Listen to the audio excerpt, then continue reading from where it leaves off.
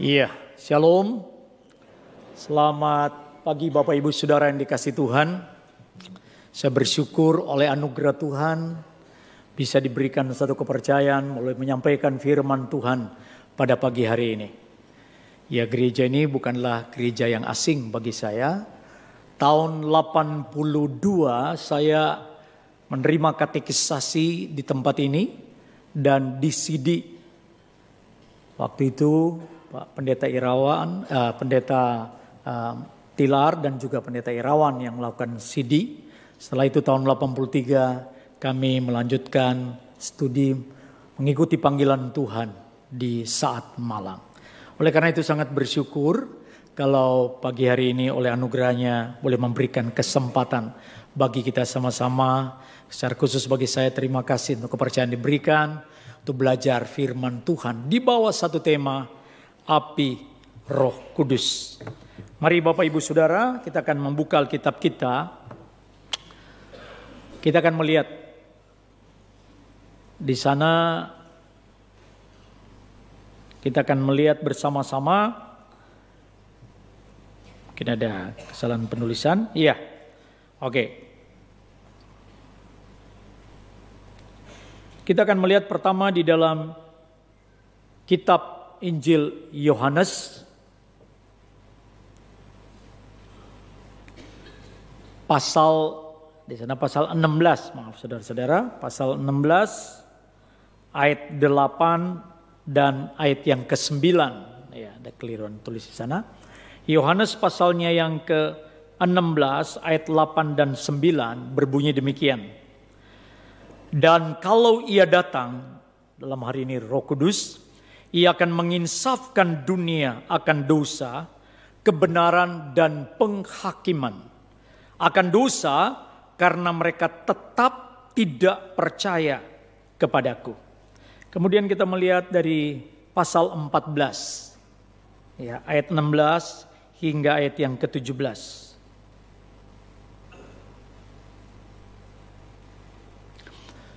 Yohanes pasal 14 ayat 16 hingga yang ke-17 berbunyi demikian.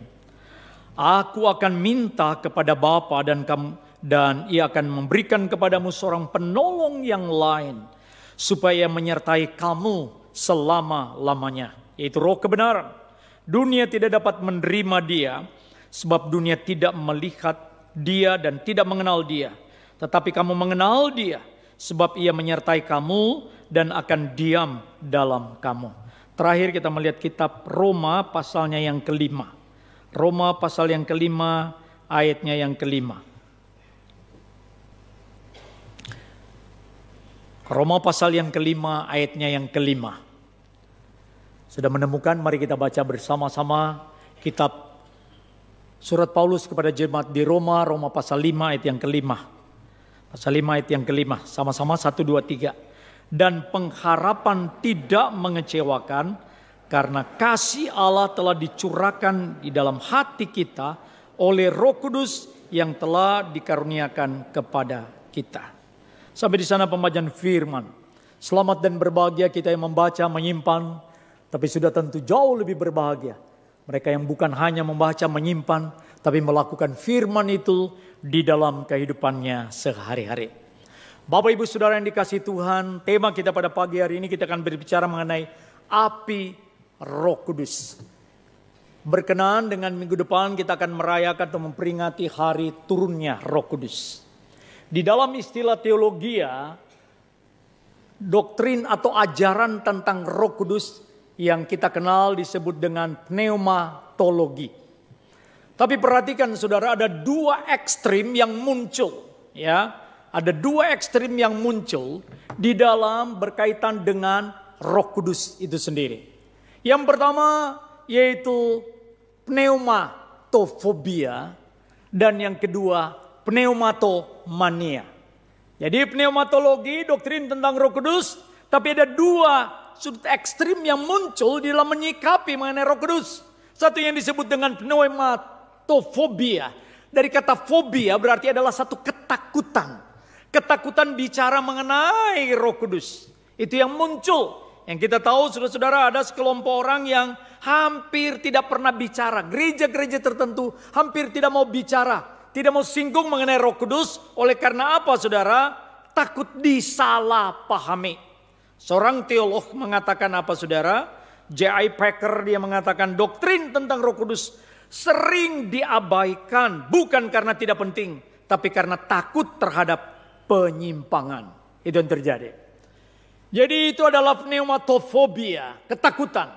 Tetapi di sisi lain ekstrem yang kedua, yaitu pneumatomania. Tahu mania?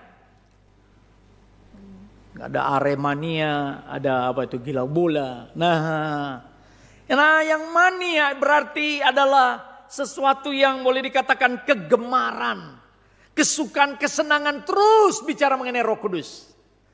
Keranjingan. Keranjingan itu apa ya? Keranjingan itu anjing yang di dalam keranjang itu loh. Oh ya, ngawur ini bapaknya. Ya, keranjingan. Orang begitu kegemaran terus bicara mengenai Roh Kudus.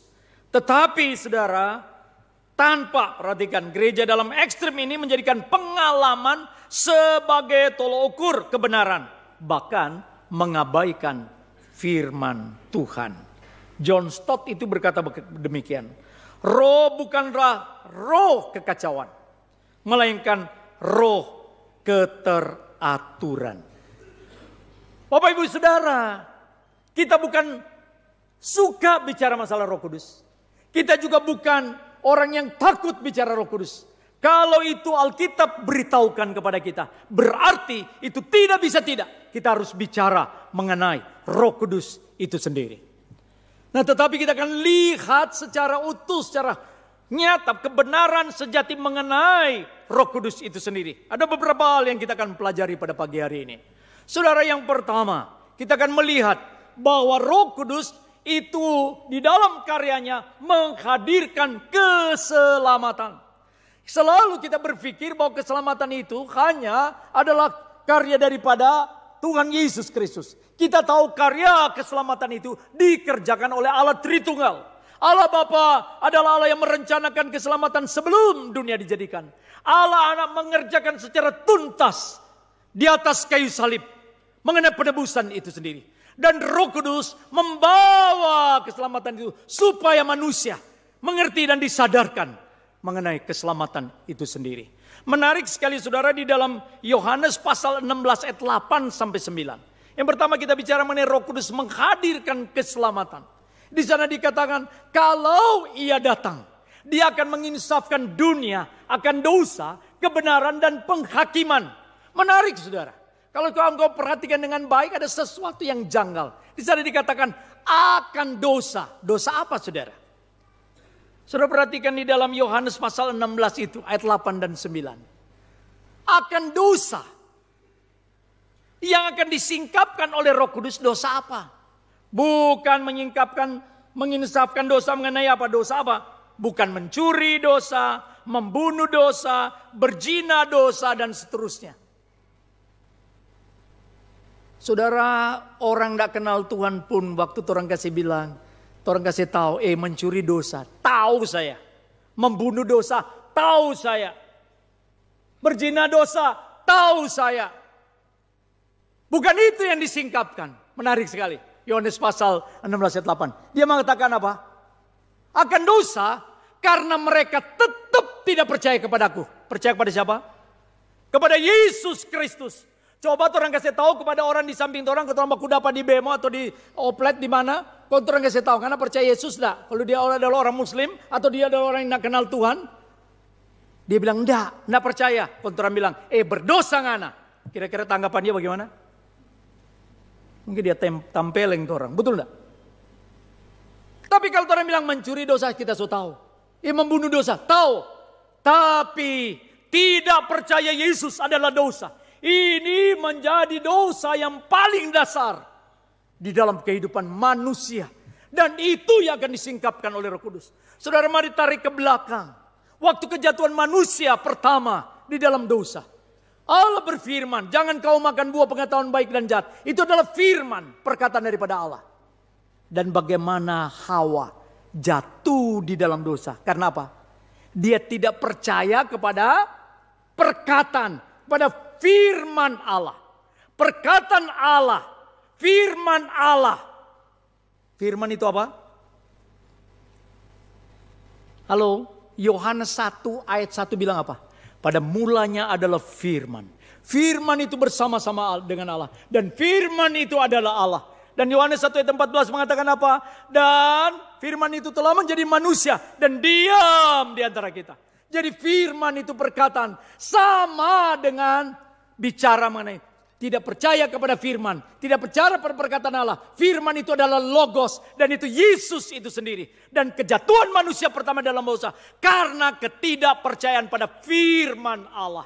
Sama dengan ketidakpercayaan kepada Yesus yang adalah sang firman. Amin. Itulah sumber dosa, saudara.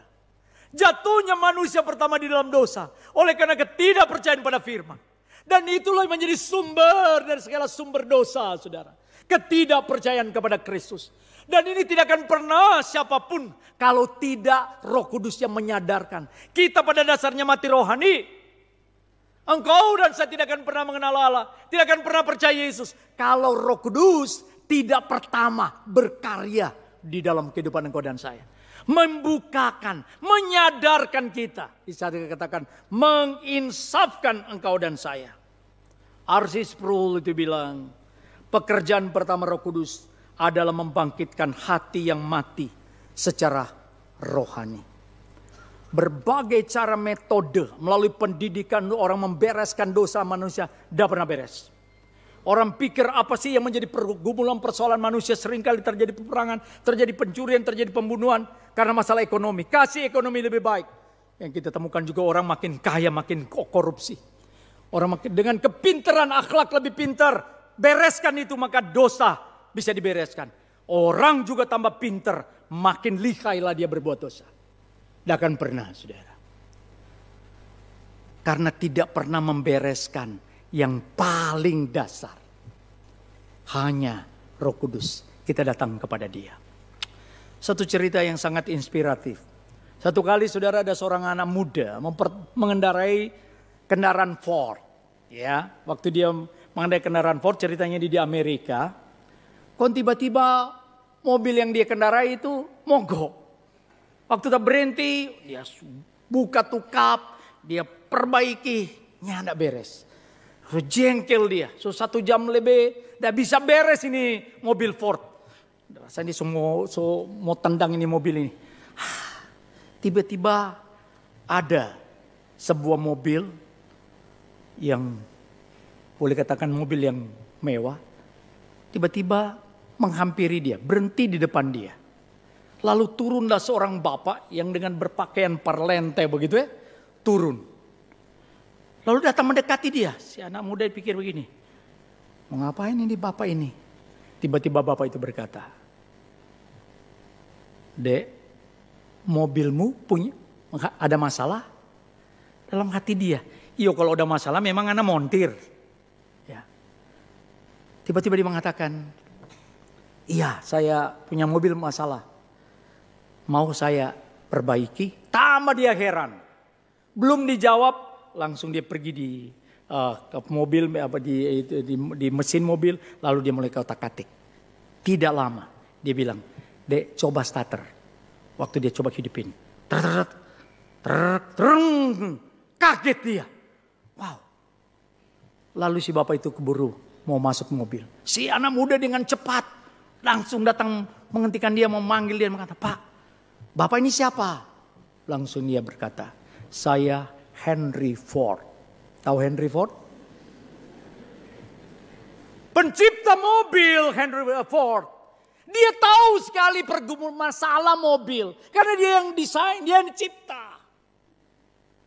Oh saudara, hal yang sama. Problem apa yang ada di dalam kehidupan kita tidak akan pernah beres masalah dosa. Kecuali kita datang pada sang pencipta itu sendiri. Dan di dalam bagaimana Roh Kudus bicara. Oh itulah hal yang pertama yang kita pahami. Tapi yang kedua, Roh Kudus bukan hanya membawa manusia dalam keselamatan. Tapi yang kedua itu Roh Kudus menyertai kita selamanya. Bagi kita orang yang sudah percaya menerima Kristus, di sana dikatakan bahwa aku akan meminta kepada Bapa. Dalam Yohanes 14 ayat yang ke-6 kita baca juga tadi. Di 16 dan 17. Yohanes 14 ayat 16 dan 17 di dalam nas pembimbing tadi. Aku akan minta kepada Bapa supaya dia mengirimkan penolong yang lain. Parakletos. Parakletos itu adalah penghibur. Ya, bagaimana yang menolong kita. Saudara, menarik sekali. Ini adalah hal yang paling banyak menjadi sasaran tembak dari kelompok agama tertentu. Dorang bilang ini mengkait dengan dia penabi. Bagaimana kita menjawab hal ini, saudara? Oh, saudara, secara linguistik, secara teologis, secara historis, ini tidak benar. Yang dia katakan bahwa itu adalah penolong yang lain itu adalah nabinya dia. Perhatikan dengan baik. Kata yang lain itu di sana di dalam bahasa aslinya. Saudara, di kata yang lain itu parakletos, lalu dikatakan penolong itu parakletos. Yang lain, kata yang lain yang digunakan bahasa aslinya ada dua. Heteros dan alos. Heteros itu ada yang lain tapi berbeda. Orang seringkali heteroseks. Ya beda berarti kan. Tetapi yang kedua alos, bahasa Yunani yang lain itu alos, artinya beda tetapi bobotnya sama. Saya kasih ilustrasi begini. Yang lain itu jenis yang sama tetapi tetap punya satu yang sama di dalam hal ini, ya, di dalam esensinya. Saya mau kasih ilustrasi begini. Orang dari Palu, bapak-bapak datang. Wah, padahal di Palu banyak juga makanan bak begitu ya. Tapi di sini banyak variasinya. Mau babi masak tino ransak lah, rica-rica lah, babi kecap lah, babi garo lah, tetap sama. Semua itu babi, betul kan? Nah, ya. Mau garo lah, mau rica-rica lah, mau apalah, tetap dasarnya sama. Saudara perhatikan. Waktu Tuhan Yesus bilang akan mengirim penolong lain-lain, bukan heteros, alos. Maksudnya apa? Bobotnya itu sama di dalam hal ini. Berarti dia sama dengan yang mengutus Bapa dan Anak, mengutus Roh Kudus. Sama esensinya. Tidak beda. Dan yang kedua yang memberikan kita membela ini hal yang tidak ada kaitan dengan Nabi dia. Mengapa saudara?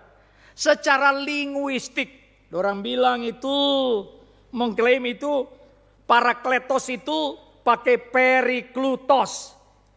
Artinya yang terpuji, orang bilang. Itu bukan parakletos, orang bilang. Ini Alkitab sudah diselewengkan. Itu periklutos mestinya. Yang terpuji mengkait sama dengan terpuji itu kepada Nabi dia. Tapi di dalam hal ini kita tahu. Tidak pernah dari bahasanya itu mengubah itu kata parakletos jadi periklutos. Satu. Tapi yang kedua secara kontekstual. Ya. Saudara pasal 14 ayat 16 sampai 17 yang mengatakan. Ia menyertai kamu selama-lamanya. Ia tinggal di dalam kamu. Dia Nabi ikut orang terus enggak? Halo? Ada dia ikut terus. Ada enggak satu pribadi yang ikut orang terus kemana-mana? Ada orang bilang begini pada orang. Saya akan menyertai engkau sampai kesudahan alam. Loh ini siapa? Betul enggak? Tidak ada satu manusia bisa berkata itu. Dia lahir datang pada tahun 600 tahun kemudian. Bagaimana mungkin saudara? Dan ini adalah secara kontekstual tidak bisa kita terima. Secara teologis pun di sana dikatakan apa di dalam Alkitab? Akan mengajarkan segala sesuatu dan mengingatkan kita akan semua yang telah kulakukan kepadamu. Dia mengingatkan enggak? Malah memusuhi, melakukan hal-hal yang bertentangan dengan apa yang menjadi inti daripada Roh Kudus itu sendiri. Jadi saudara perhatikan dengan baik. Ini dalam bagaimana kita berapologia. Secara linguistik, secara historis, hal ini sangat berbeda. Bertentangan, tidak sesuai dengan apa yang dipahami. Dan lebih daripada itu, dia ini bicara mengenai pneuma, berarti roh, bukan bicara manusia. Roh itu berarti mengkait, bukan kepada nabi lain, tapi kepada dia yang adalah Roh Kudus. Dia menyertai kita selama-lamanya. Bapak Ibu, poin apa yang kita bisa pelajari dalam hal ini? Dia menyertai kita. Ini memberikan satu kekuatan penghiburan bagi engkau dan saya. Di tengah-tengah pergumulan persoalan yang mungkin engkau hadapi. Engkau merasa engkau sendirian. Ingat, ada satu pribadi yang terus hadir dan menyertai engkau. Dia bukan hanya menyertai engkau di padang rumput yang hijau, tapi dia juga menyertai engkau di lembah kekelaman sekalipun. Dia adalah Tuhan. Roh Kudus hadir menyertai engkau dan saya. Amin. Yang ketiga, dia bukan hanya Roh Kudus yang menyertai kita, tetapi Roh Kudus yang memenuhi kita dengan kasih Allah. Roma pasal 5. Roh Kudus menginsafkan kita akan dosa. Roh Kudus menyertai engkau dan saya. Tapi yang ketiga, Roh Kudus memenuhi engkau dan saya dengan kasih daripada Allah. Kita bisa cinta datang beribadah. Kita bisa cinta ingin melayani Tuhan. Karena kasih itu sudah diberikan oleh Allah melalui Roh Kudus di dalam kehidupan engkau dan saya. Dan saudara, kasih ini bukan kasih yang bukan hanya emosional, bukan. Tetapi eksistensial dan transformatif. Maksudnya apa saudara? Di dalam hal ini John Owen mengatakan Roh Kudus membawa kasih Allah masuk ke dalam hati. Dan membuat kita sadar akan kasih itu. Dalam sejarah adalah seorang sufi ini. Ya. Saya senang sekali dengan dia punya perkataan. Sekalipun dia adalah orang yang tidak kenal Tuhan. Tapi perkataan dia sangat menantang kita sebagai orang yang percaya. Saudara, dia adalah seorang bernama Rabia Al-Daviyah. Dia pernah berkata seperti ini, saudara. Jika aku menyembah Allah karena takut neraka, bakarlah aku di dalamnya. Jika aku menyembahnya karena berharap surga, jauhkanlah surga dariku.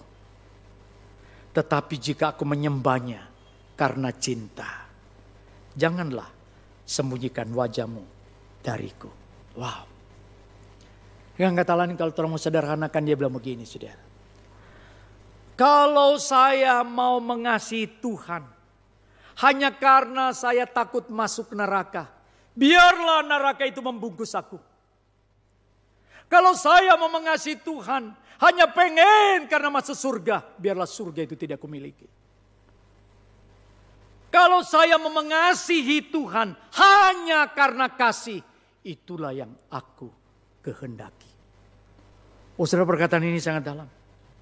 Berapa banyak orang mau ikut Tuhan, saudara, menjadi orang-orang Kristen karena ada kepentingan saja. Adalah Kristen transaksional. Kita mengasihi Tuhan. Orang mau beribadah, saya memberikan persepuluhan dengan harapan Tuhan balas 100 kali lipat. Contoh-contoh kekristenan transaksional. Berdoa supaya cepat kaya atau sembuh. Saya berdoa puasa. Kenapa Tuhan tidak menjawab? Memberi persembahan dengan harapan dibalas lebih besar. Itu adalah Kristen transaksional. Kalau kita mau mengasihi Allah hanya karena ada satu kepentingan, bukan karena kasih. Ini harus mengoreksi engkau dan saya di dalam kepengiringan kita akan Tuhan. Bapak Ibu Saudara, Al-Daviyah ini memberikan satu cambuk bagi engkau dan saya. Kalau seorang seperti ini saja tidak mempunyai pengenalan Allah yang benar, tapi dia punya satu motivasi yang benar dalam mengiring Tuhan. Karena kasih yang sudah Tuhan beri, jauh dari apapun yang kita bisa nikmati di dalam dunia ini. Dia sudah berikan yang paling terbaik Maka tidak ada lagi sebetulnya yang harus membuat kita itu mau ikut dia hanya karena mendapatkan sesuatu. Biarlah kasih kita kepada Tuhan terus boleh terpancar di dalam kehidupan engkau dan saya. Yang keempat, saudara, Roh Kudus membentuk karakter Kristus. Oh saudara, di dalam Roma 8 ayat 29. Orang kadang-kadang cuma berhenti di dalam ayat yang ke-28. Karena Allah turut bekerja dalam segala hal mendatangkan kebaikan bagi orang-orang yang mengasihi Tuhan. Tapi ayat 29. Mereka yang dipilih, ditentukan sebelum dunia dijadikan. Supaya apa? Supaya menjadi serupa dengan gambaran anaknya. Filipi 3 ayat 10 Paulus mengatakan, yang aku kehendaki itu makin mengenal dia. Makin supaya aku serupa dengan dia. Oh saudara, serupa dalam hal apa? Serupa di dalam karakter Kristus. Dan itulah pekerjaan Roh Kudus. Kalau kita membaca di dalam 2 Korintus 3:18. Dia yang membentuk kita. Supaya kita makin hari makin memancarkan karakter Kristus. Makin hari makin serupa dengan Yesus. Oh saudara, bukankah dalam Matius 5 ayat 48. Yesus berkata, adalah kamu sempurna karena sama Bapakku. Seperti Bapakku adalah sempurna. Oh sudah tentu kita tidak akan pernah menemukan kesempurnaan di dalam dunia ini. Sampai kita berjumpa dengan dia di dalam kekekalan. Baru orang sempurna. Tapi itu harusnya mendrive kita. Mendorong kita. Untuk terus makin hari. Makin bertumbuh. Makin serupa dengan Kristus. Makin sempurna. Saya percaya ketika engkau datang ke gereja ini. Saudara bersolek dulu, kaca dulu. Melihat supaya tampil lebih sempurna. Betul enggak? Dalam banyak hal orang ingin sempurna. Cari suami, cari yang sempurna. Cari istri, cari yang sempurna. Kalau anak sekolah, kalau bisa nilainya sempurna. Saya masih ingat, ini beberapa kali kita kasih tahu.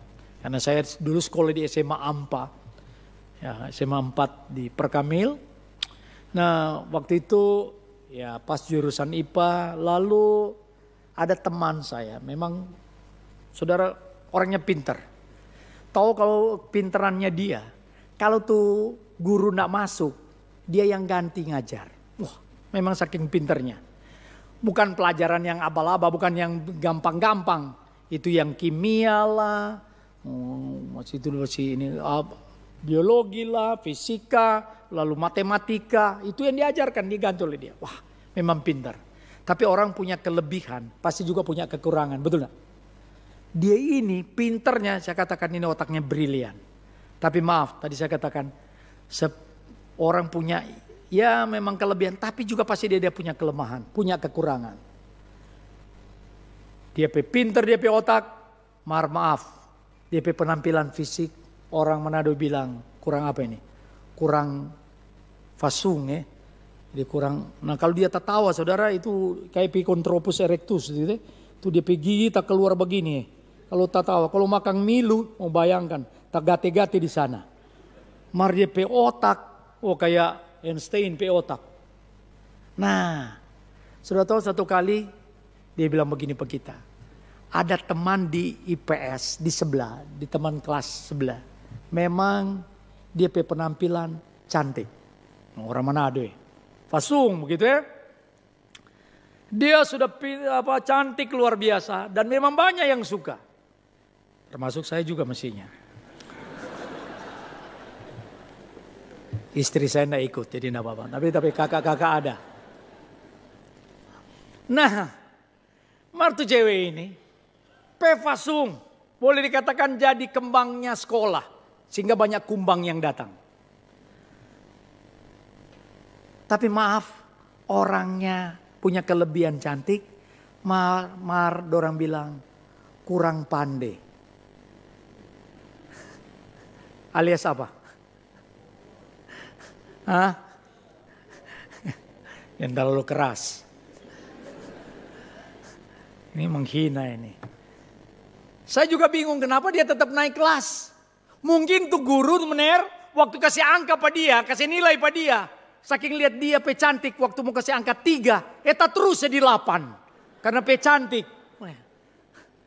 Ya agak biongo, ya mungkin sering belajar biongologi. Jadi dia tetap naik kelas. Nah heran, tapi teman ini ketut. Oh sorry, ketut kasih. Tapi betul ada teman itu. Memang pinter sekali. Orang Bali. Dia bilang begini. Yan, kita punya nama dikenal memang Yani. Di sini pun masih Yani namanya sebetulnya. Wun Tina teman saya, Tina Wun. Dia bilang, Yan. Bagaimana kalau ngana ator kita dengan dia? Yang mana? Oh, ya dia sebut, oh itu. Dalam hati saya juga suka mestinya. Mar karena sering nyontek sama dia, ya sudahlah. Kok kita tanya, siapa ngana suka apa dia? Wah ini otaknya brilian. Dia bilang begini, kalau kita kawin dengan dia, menikah dengan dia. Punya anak, kalau dia perempuan cantik seperti mamanya. Otaknya seperti kita. Wow, perfect. Sempurna, betul enggak?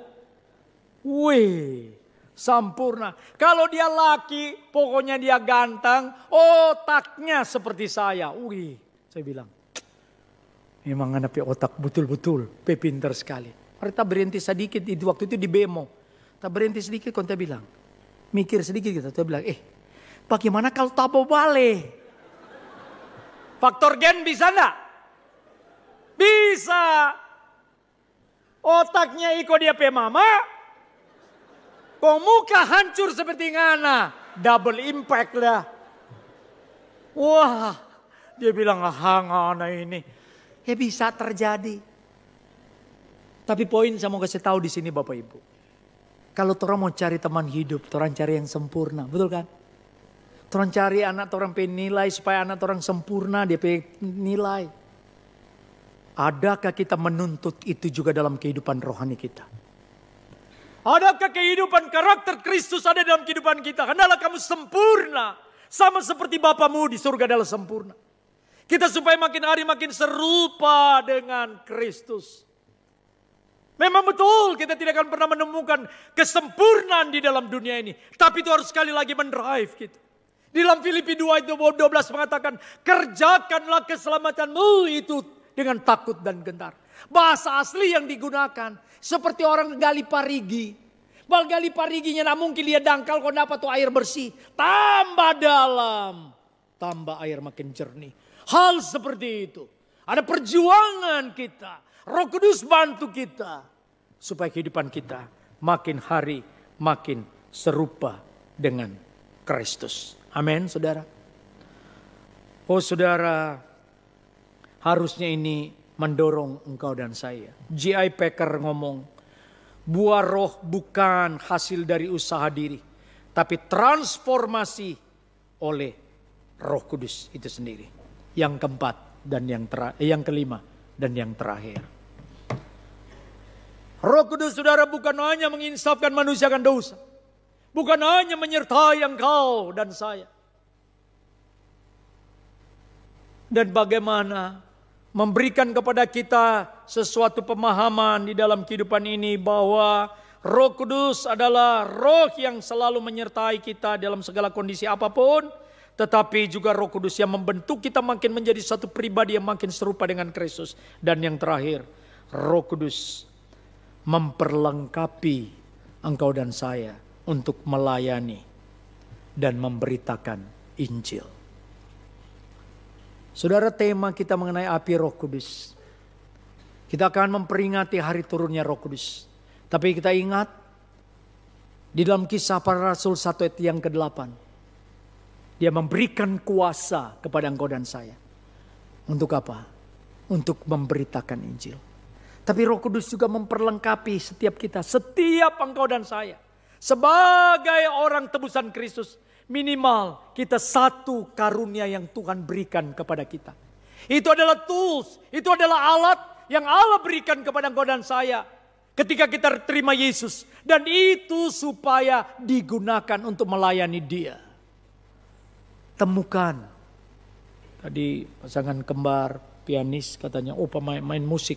Musik macam apa saja dong bisa mainkan. Wow, luar biasa.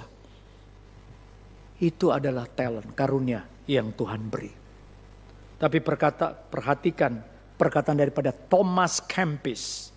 Dia mengatakan begini, "Be not proud of your learning or skill, but rather fear because of the talent committed to you." Maksudnya apa? Janganlah engkau sombong karena pengetahuan atau keahlianmu, tetapi takutlah karena talenta yang dipercayakan kepadamu.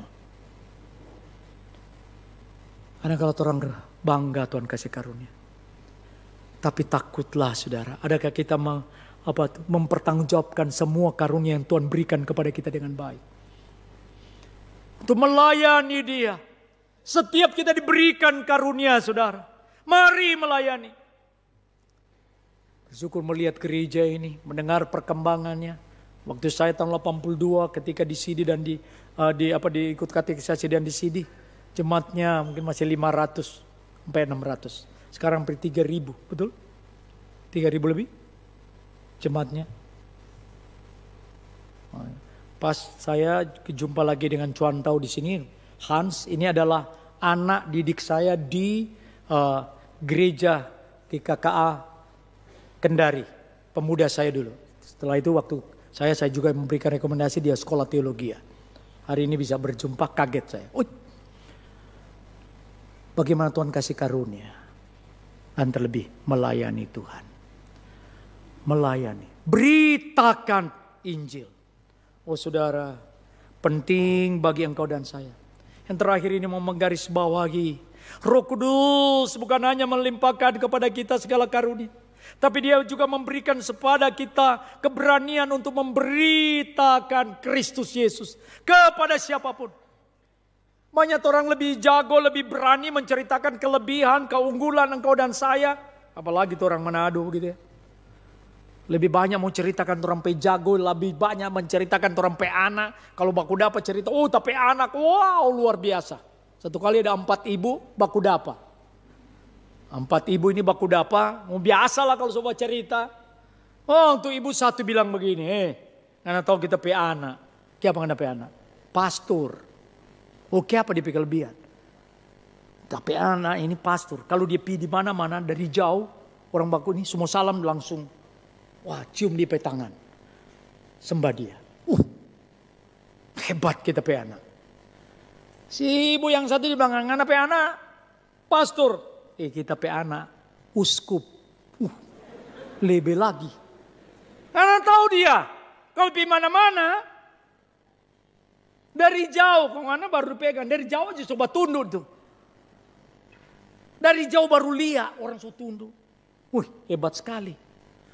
Tuh ibu yang ketiga tidak mau kalah. Ngana pe anak pastor. Ngana pe anak uskup. Kita pe anak kardinal. Lo apa dia punya kelebihan? Nggak tahu dia punya kelebihan. Baru lihat aja orang so tunduk, so takut begitu. Aduh, hebat sekali. Wow. Jadi semua cerita dia punya kelebihan. Kong tuh ibu satu kesian, diam-diam. Kong anak anak? Biasa. Kong dia bilang begini. Kita pe anak bukan pastor, bukan uskup, juga bukan kardinal. Mari kita pe anak, dia pe tinggi hampir 2 meter, 190. Lalu dia pe berat 200 kilo. Kau dia pe kelebihan apa? Karena tahu kalau dia pergi per jemaat, baku depan dia orang baku buka pintu. Oh my God. Oh my God. Lebih besar mana dari yang tadi? Ini lebih jauh. Kalah itu kardinal dengan apa tadi?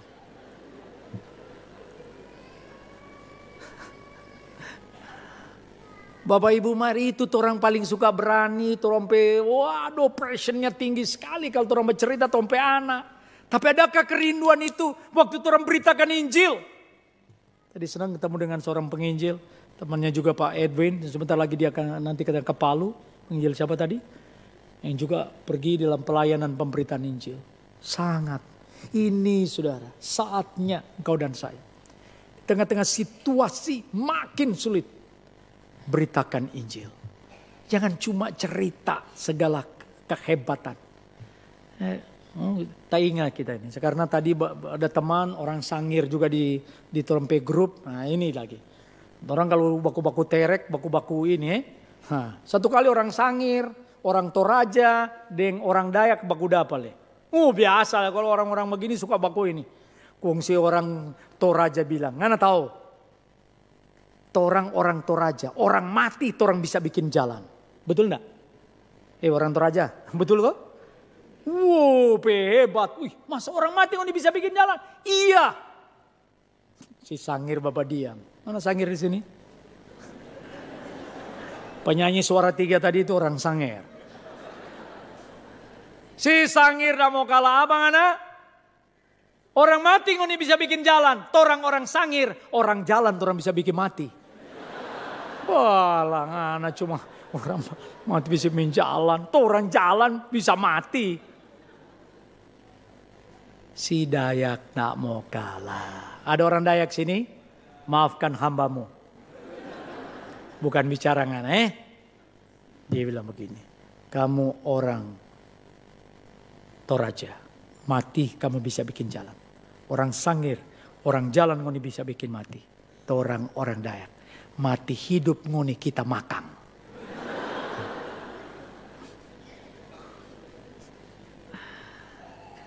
Bapak Ibu Saudara yang dikasih Tuhan.